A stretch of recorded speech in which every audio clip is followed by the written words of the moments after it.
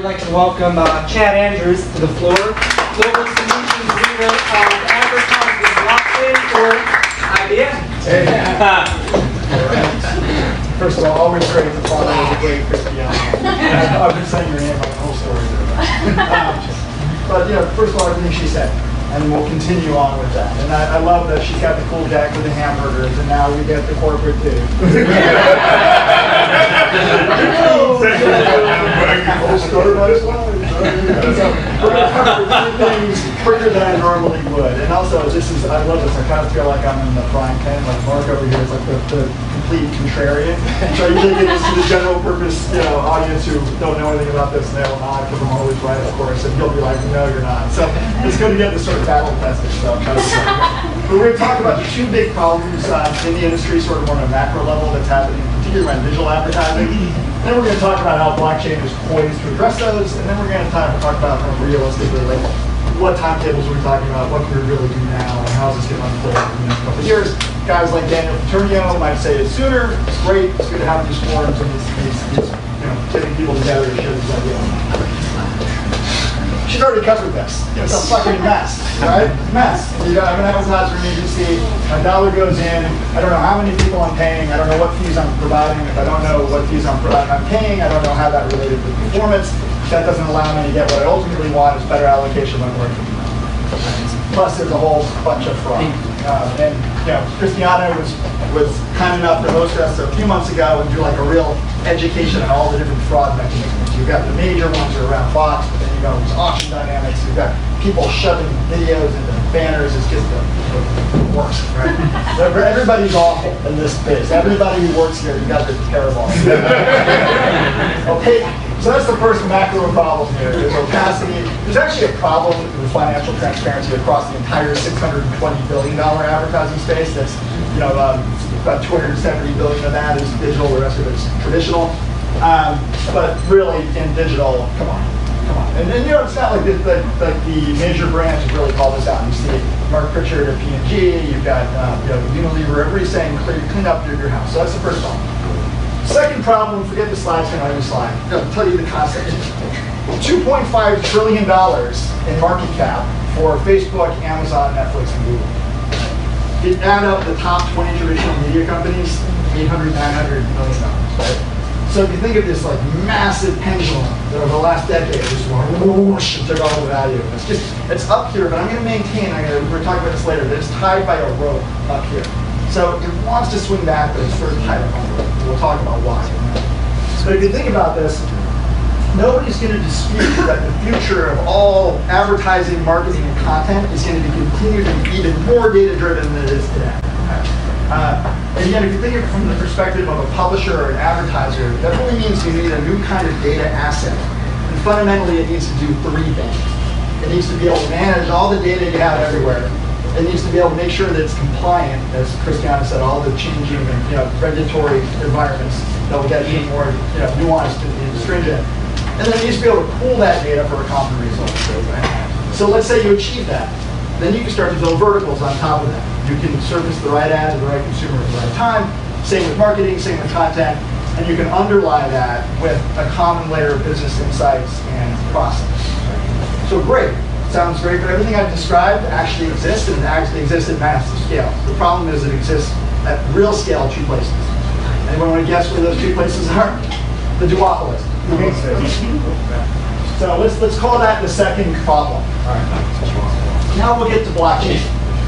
So before you get focused on the blockchain, on all the kind of eye chart here, really kind of break this down. There's really two sets of problems that the blockchain technology is set to address that use the technology in fundamentally different ways. This is a little bit high resolution. You would see supply chain over here. So these first two use the prime magic. So what you want to achieve is everybody in this ecosystem, and that's broadly speaking, advertisers, agencies, ad tech providers, and publishers. You want them to share a common version of transactional truth and a shared ledger.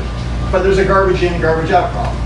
If you can't trust the way the data got in and the veracity of the data, you don't trust the ledger, you'll go back to this wild west of all these scattered systems of records and applications. So the first way that technology fundamentally is used is around standardization with the workflows and the endorsement policies so that all of that data, as it's written between the parties involved in that transaction, is validated so that the net result can be trusted, right? Once you achieve that financial level transparency, there's a number of things that you can do, and a really good example of this is Daniel, what he'll talk about, in terms of getting really more efficiency out of that supply chain, in terms of optimization of your marketing dollar, anti-fraud, a thousand other things you can do around performance. So the other fundamentally different use of the technology, and you know this from public blockchains, is tokenization of assets for exchange. One of the brightest people I know in the space is this guy right over here that talks about financializing this market. But the idea when you talk about any use case cross industry, the idea is removing business frictions in the exchange of value, realigning incentives, right? So the other use of the technology is around tokenization of assets. When I talk about that in our space, the big opportunity there, the asset to be tokenized and traded, is the data used for targeting. So, just broadly speaking, I'm not going to give you an education and a technical tutorial on our platform strategy, but I just want to point out some concepts. So what I just described, you've got this whole set of things you're doing on the supply chain, then you have a whole set of things you're doing around exchange and marketplace. So you have these combinations of private permission blockchains and public blockchains. So our platform strategy is basically that you need to be able to develop applications, you need to be able to govern networks, and they have to transition between private and public blockchains. And not only that, but we started, and I'm not going to get into the difference between the platforms tonight, but we started with the Hyperledger project. We built the IBM blockchain platform on top of that. We're already working with other Hyperledger projects like Indy and the Sovereign Identity Network. And we're actually starting to work with third-party networks as well. And also on the payment side, we're working with stablecoins and the Stellar network. We are open to working with other networks as well, knowing that the network of network approach is really the future here. You're going to have some use cases that are kind of supply chain use cases. You're going to want those on private permission blockchains where you know who's in the network. You want to be able to have strict permissions on who can see what. And then you're going to want to have public blockchains that sort of integrate that into different market fields. So going back to the idea, remember I said when last we left our pendulum, it was tied up on a rope? So again, 2.5 trillion, less than a trillion for you guys. By the way, who here, anybody represent publishers? Nobody from publishers, really. Okay, any agencies, brands, ad tech? Okay, all right, so getting a sense of who's in the room. So again, my thesis is that the pendulum wants to swing back. So it's not like publishers and advertisers aren't smart enough to leverage data. It's not a business limitation. It's a technical one. And I think it's a really important concept. The reason the pendulum is not swinging back is because fundamentally, if you think about why the walled gardens are the walled gardens, they get really good quality deterministic data about you, and they're able to match it to a result in their walled gardens.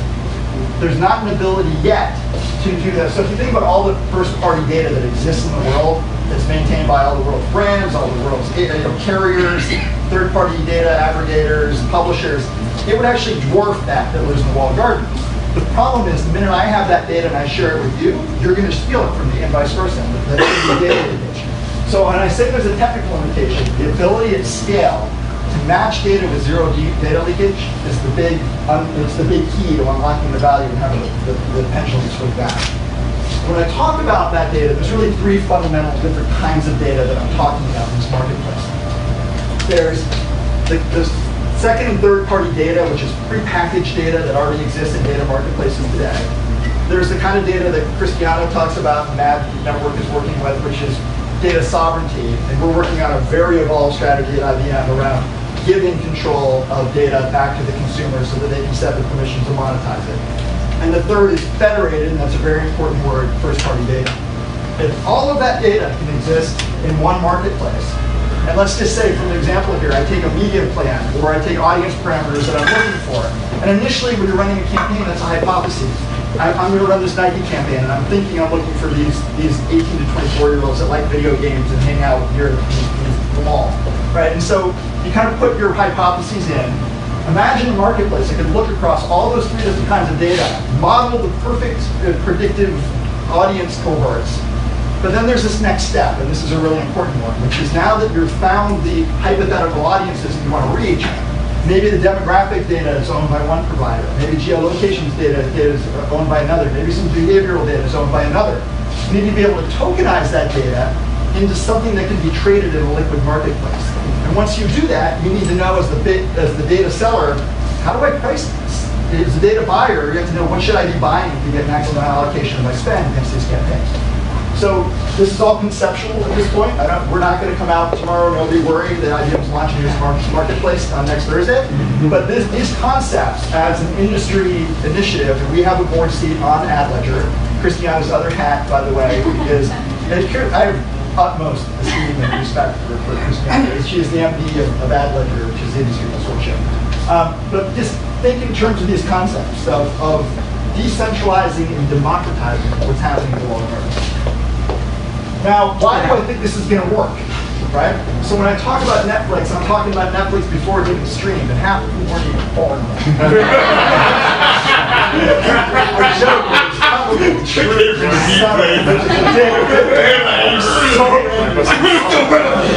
You messages are all ahead of you. It's been a long time. I need some wine after this. I'll tell you what, back when they were still streaming movies, there was a fundamental fatal flaw in the Blockbuster business model, and that roughly 100% of its profits came from late fees. And yet the longer you kept a Netflix movie, the less inventory you needed to have. So all of a sudden, this little tiny company, all the consumers started going over here. And it's not like Blockbuster was stupid. They saw it happening. It's just to recognize it and to acquire them would have said, our business model is suboptimal, and then we were taking a 50 or 70% haircut on the market cap. So one can argue, because of the innovator's dilemma, that the CEO of Blockbuster didn't make any mistakes. He just couldn't take that, his fiduciary responsibility, couldn't take that hit. Let's apply that to the walled gardens for a minute. Three things need to happen for them to maintain their crazy high valuations. They need massive market share. Google and Facebook had 100% of digital growth in North America last year. They need crazy high margins. We don't know what it is, what they are, because they bundle technology and data together. And then they also need constant growth, double-digit growth in digital. Any of those things start to flag, what do? Turn the performance dial for optimizing for their own success at the detriment of everybody else, right? And there's problems buying in the walled gardens. Number one, they own the consumer data, the consumer relationship. Number two, as I mentioned, they couple technology and data so you don't really know what you're buying. And third, they're really stingy with the data about reporting and measurement and all those things cross-platform that allow you, say, as a marketer, to get more out of your dollar. So imagine decentralizing and democratizing that. What would happen to these things? To acknowledge that that's a better model would be to kill their market cap.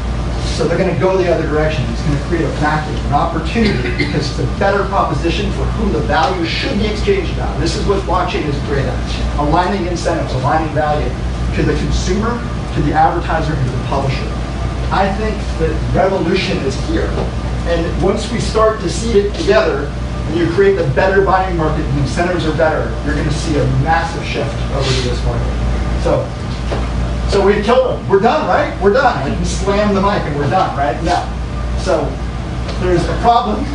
This is actually my daughter, born in February 2nd, 2016. And this was actually, I think, a really cool picture. This was a week before she was born. And wow.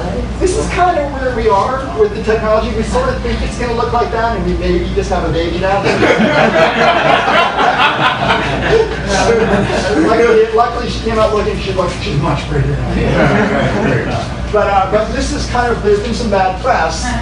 And this was sort of my reaction when Christiana first sent me the article. Where was the article? 3 weeks ago, the one that said that there's inflated expectations. But my immediate reply back to you is that if you expect an infant to be riding a bicycle, you're going to have some bad infants. So just in terms of tempering expectations, it's going to take a while. We're just sort of getting out of research into the test, learn, fail phase of this technology. Some are further along, some of you in this room, so I don't want this to be a controversial statement.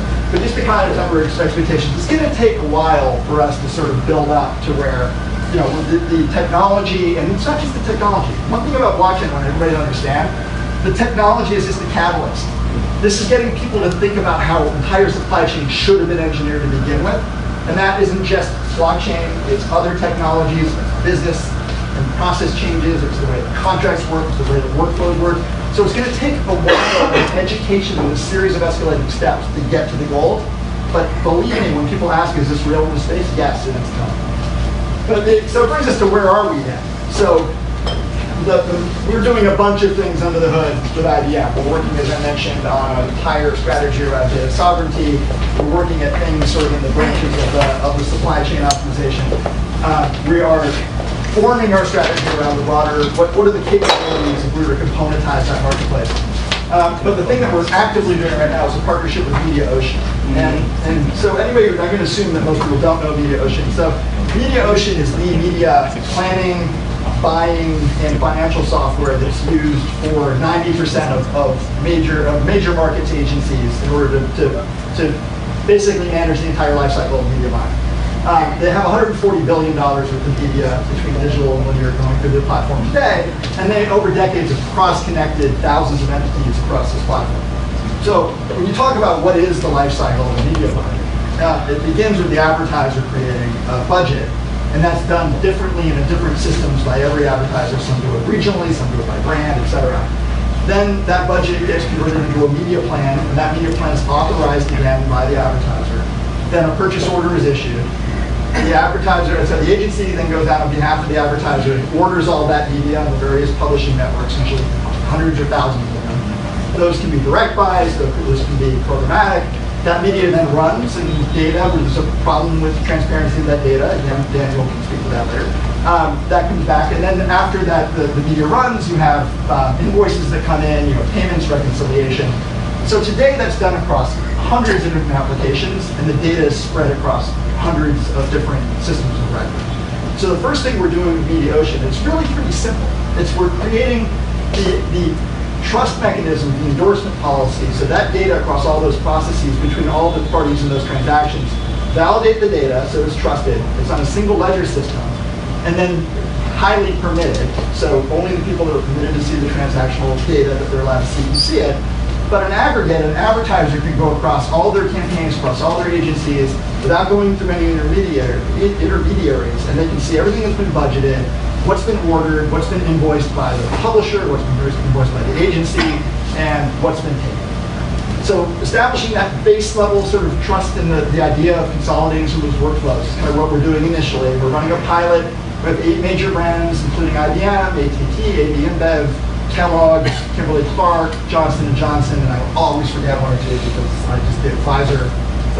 And then we have some ad tech providers, publishers, and the agencies of those brands. So we're establishing the base level of transparency, and then after we get the industry used to that, we also have like IAS, the TV and Moat for viewability data. They're going to write that directly to the chain without intermediaries. Once we get the industry used to basic transparency, we're going to start working on the workflows and contracts to get the supply chain obligated to share more of the feed-based data, the stuff that Chris got. So over the next 6 months, we're running this pilot in North America in isolation, and then we're going to be expanding that network, doing more integrations, trying to create standardization of the actual applications that are used to share this data, and then we'll be building a broader roadmap throughout 2020 that starts to add more of the kind of stuff that you'll see like Daniel and others talking about. So lots to soak in, but I'm going to give you a preview of kind of what's happening, what we're doing, and I'm happy to answer any questions. Well, are we going to do a QA later? Or? We are going to, so if we can hold the questions. So table that, we'll do the QA afterwards. Perfect. Cool.